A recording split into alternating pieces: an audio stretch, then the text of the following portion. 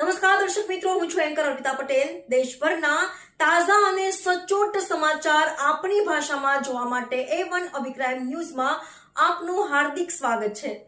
હવે જોઈએ મુખ્ય સમાચાર। ધારીના ધારાસભ્યો પુત્ર અને બગસરા તાલુકા ભાજપના પ્રમુખ પર પીડિતા દ્વારા થયેલા આક્ષેપોનો મામલો।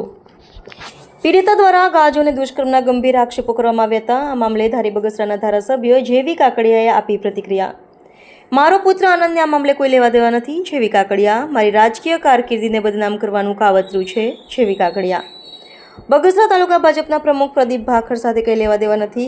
આમ ધારી બગસરાના ધારાસભ્ય જેવી કાકડિયાનો પુત્ર આનંદને ખોટા કેસમાં સંડોવામાં આવ્યો હોવાનું જણાવ્યું હતું। આ પ્રકરણ થઈ અમરેલી જિલ્લાના રાજગઢમાં ખળભળાટ મચી ગયો હતો। રિપોર્ટર સંજય વાળા, ધારી।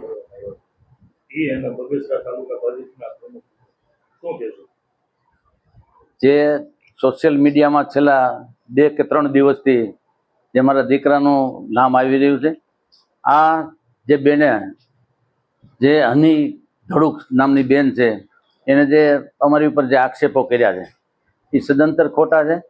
મારા દીકરાને ક્યારેય પણ એને ફોન કર્યો નથી, ક્યારેય મારી ઓફિસે કોઈ ગયા નથી અને ખોટી ફરિયાદમાં એને નામ લખાવ્યું છે, એટલે અરજી આપી છે। અરજીમાં એને નામ લખાવ્યું છે કે આનંદ આમાં સામેલ છે। આનંદ કોઈ જગ્યાએ સામેલ નથી। આમાં મારી એક રાજકીય કારકિર્દી ડાઉન કરવા માટેનું આખું એક ષડયંત્ર છે। આ ષડયંત્ર માટે અમે નિકોલ પોલીસ ચોકીમાં અરજી કરેલી છે, ફરિયાદ કરેલી છે અને ફરિયાદના સ્વરૂપે જે પોલીસ નિર્ણય લે એ અમે સ્વીકારવા પણ તૈયાર છીએ, કારણ કે અમે એમાં નથી। એને જે બીજો ગાંજાનો પ્રશ્ન કર્યો છે, મારો છોકરો ક્યારેય બીડી કે ગાંજો નહીં પણ માવો પણ ખાતો નથી, તો આવા આક્ષેપો જે સદંતર ખોટા છે એની પોલીસ યોગ્ય તપાસ કરે એના માટે અમે કાર્યવાહી કરીએ છીએ। અન્ય રાજકીય પક્ષો દ્વારા કે આક્ષેપો થયા હોય એવું લાગે?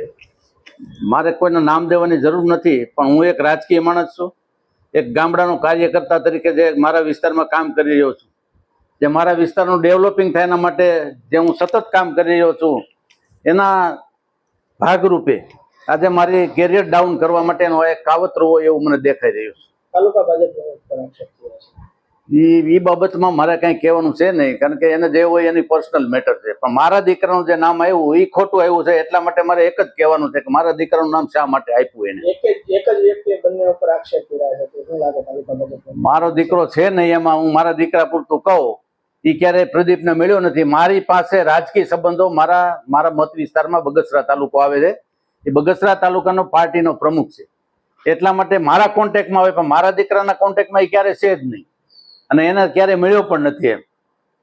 અમે સાથે રહો છો, પાર્ટીના કાર્યકર્તા છો, કેવું વર્ચસ્વ છે પ્રમુખનું? શું લાગે છે હોઈ શકે? એ તો એની પર્સનલ મેટર છે, હું હોય એને ખ્યાલ હોય, મને ખ્યાલ ન હોય।